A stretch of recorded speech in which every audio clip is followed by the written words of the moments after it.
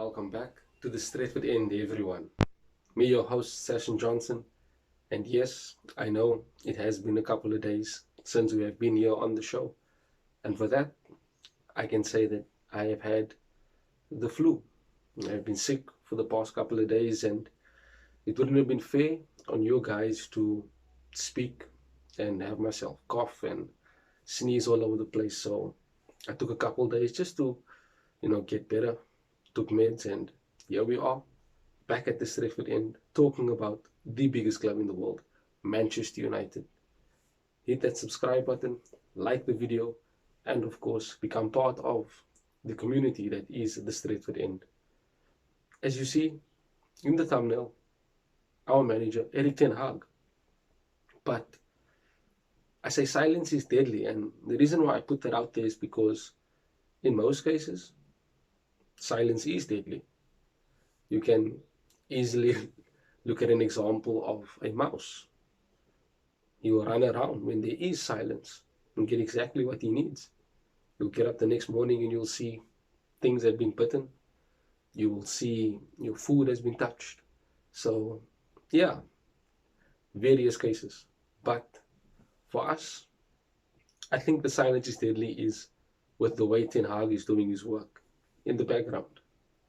No leaks, no media attention, just work. And yes, it might seem that our transfers are not as fast paced, as exciting, on the go, incomings. No, it's basically taking its time, and that is because the club is not doing the same mistakes that it has done in the past. No rushing, and definitely no delays to a point where we make hasty appointments or sign players that have no intention of playing for the club. Ten Hag is on holiday, but he's still in communication with John Murta. He's still, doing his work, still being part of the transfer negotiations. We know, yes, as I always say, he's still continually convincing Frankie de Jong to come to Manchester United. There hasn't been any updates in terms of transfers. Jurrien Timber is still, shall I say, contemplating coming to Manchester United or losing his place in the Netherlands squad. I don't think that would really happen. I've spoken about that on a previous video. You can definitely go and check that out. I've said that if Jurrien Timber comes to Manchester United, he starts. That's a guarantee. I've seen him play. We've seen him play under Ten Hag. If you want to go and watch the game where he played against Dortmund and he completely dominated Haaland, definitely go and watch that. But I don't think we will be looking to get Jurrien Timber to sit on the bench. No. I think he definitely will come in and start and be a very good addition to our defense. We need a centre-back of that quality, and surely Timber is a centre-back that can become world-class. Talk of Darwin Nunez and us going up against Liverpool because we don't have Champions League. It's not the be-all and end-all. We'll probably be out of the Champions League for just this season. I'm sure Ten Hag will look to win the Europa League again. I've said that.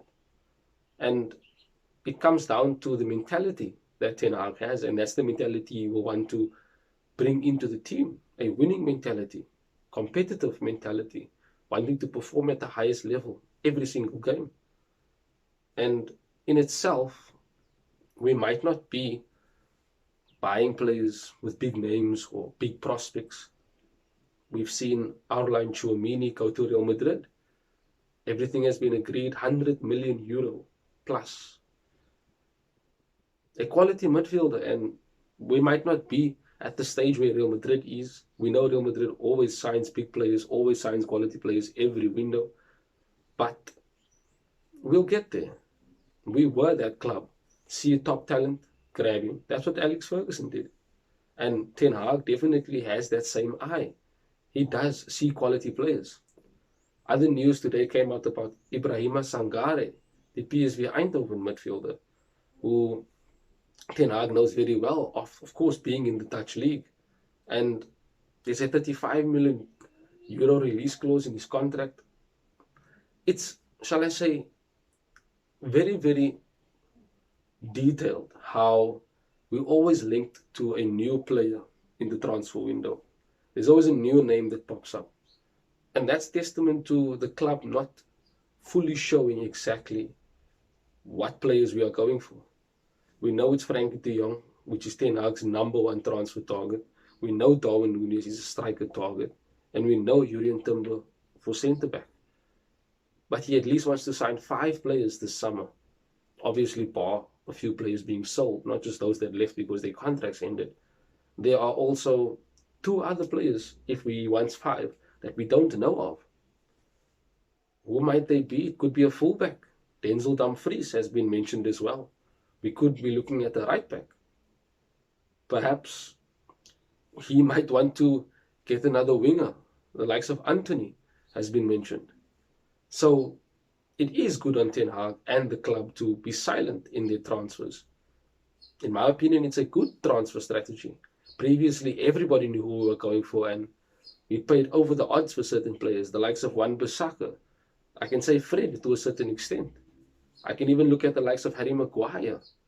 And if you want to go far back as Alexis Sanchez, Di Maria, Radamel Falcao, players who, big wages, little input, no performances, lack of effort. And that's the type of toxic mentality that we had. But I don't think it will exist again in a Manchester United dressing room. Certainly not under Ten Hag.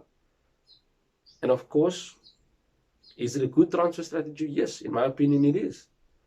Some of you might say that no, we should be signing players, we should be getting agreements in place. But we have to back Ten Hag. We have to back what he is doing. We have to trust what he is doing. We cannot make our own assumptions and say, yes, go and get that player, yes, go and get that player. No. We cannot make mistakes in this summer. We cannot make mistakes in this transfer window. If we do, Ten Hag will have to pay the price. But Ten Hag is doing the work that he needs to do. Robin van Persie was quoted saying that there's no bigger club for Ten Hag to go and manage than Manchester United. And I feel, in my opinion, that that is true. Of course I'm going to believe that. We are Manchester United. But I need to speak about one thing that it just came into my head now that has been, shall I say, bothering me with regards to our club. Now, yes, I know we have Richard Arnold, we have John Murtough, Darren Fletcher, etc. All these people working now with the club in the scouting and the transfers, etc.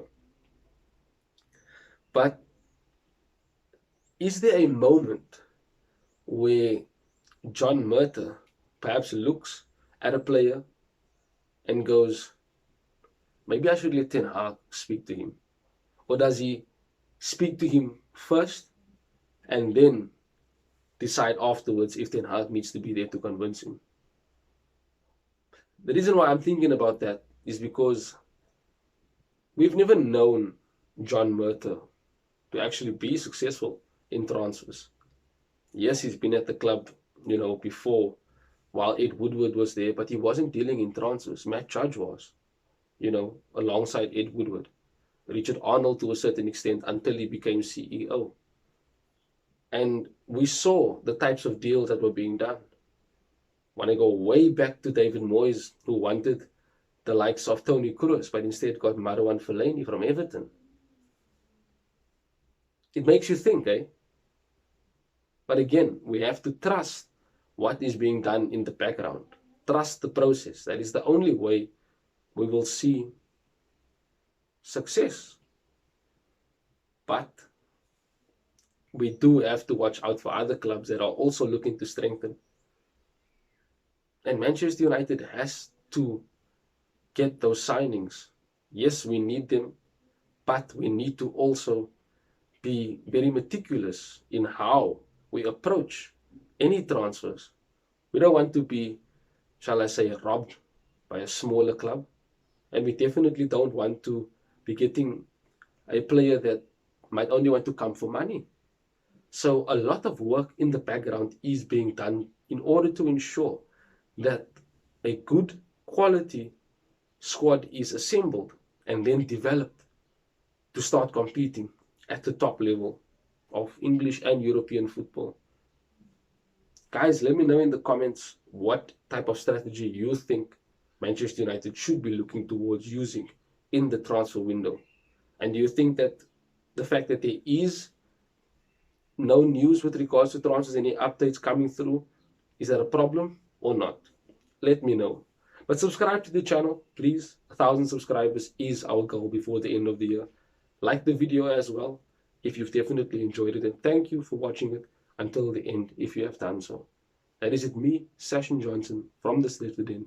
Till we speak again soon. Bye bye.